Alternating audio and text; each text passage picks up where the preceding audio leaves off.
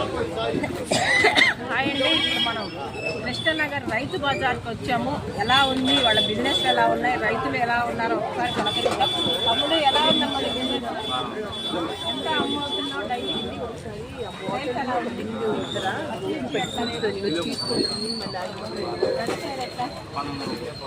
ఎందుకు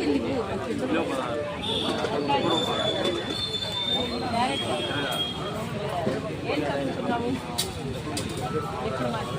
మీరు పండించినవా లేకపోతే బయట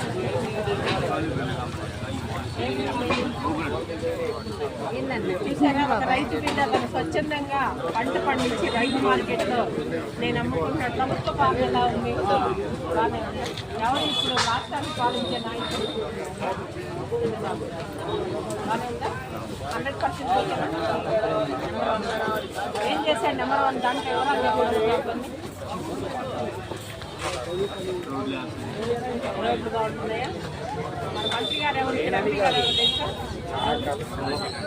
చంద్రశేఖర్ అన్న బాగా చేస్తున్నాడు మీ అన్న పాలన. నెంబర్ 1. మరి ఇక్కడ ఎమ్మెల్యే ఎవరు తెలుసా? మాధవి అక్క. మాధవి పాలన ఎలా ఉంది? బాగుందా? మధురం అంట మధు నీ పాలన. ఓకే, మరి ఎవరు తప్పించి అక్కడ కూరగాయలు పంపించావు? బంసాన్ గారు ఇద్దరు మధురు కానీ ఆఫీసు అక్కడ డబ్బులు ఇస్తుందా? చంద్రశేఖర్ అన్నకి కూరగాయలు చేస్తావు, డబ్బులు ఇస్తున్నాడా సార్? డబ్బులు ఇవ్వకుండా ఉండట్లేదు కదా, రూపాయలు బాగా ఇస్తున్నాడా? రైతులు బాగా ఎంకరేజ్ చేస్తున్నాడా? ఓకే, కమిసాని గారు మీకు రైతాంగం తరఫున చాలా ధన్యవాదాలు అని చెప్పని చెప్తున్నారు. కూరగాయలు కూడా పండించి మీ ఆఫీసు కూడా ఏం పేరమ్మా నీ పేరు? ఏడు పండులు అని చెప్తున్నాడు. చంద్రబాబు నాయుడు గారి పాలన కూడా బాగుంది అని చెప్తున్నారు. మరొకరి చేత మనం మాట్లాడిద్దాం. ఇక్కడ మన ఆడపడుచుంది, ఎలా ఉందో ఒకసారి కనుక్కుందాం. అమ్మా ఎలా ఉన్నారు? బాగున్నారా? ఎలా ఏమన్నా పిల్లలు ఏం చదువుకుంటున్నారు? మా ఇంటికి రావచ్చు. ఏం పేరు మీ పేరు? మీ హస్బెండ్ ఏం చేస్తారు? పర్వాలేదా? ఇద్దరు ఫ్యామిలీ ఎక్కడ ఉంటారు మీరు?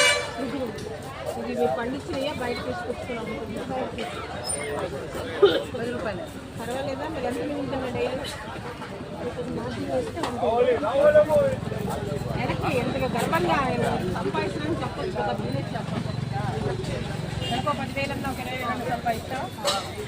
చూడండి, తన కాళ్ళ మీద తను నిలబడి నెలకు 20,000 నేను సంపాదిస్తున్నానని చెప్తున్నాను. మా మహిళా సోదరుమణికి అభినందనలు తెలియజేస్తున్నాను. మహిళా అధ్యక్షురాలిగా మహిళ కష్టపడితే సాధించలేని ఏమి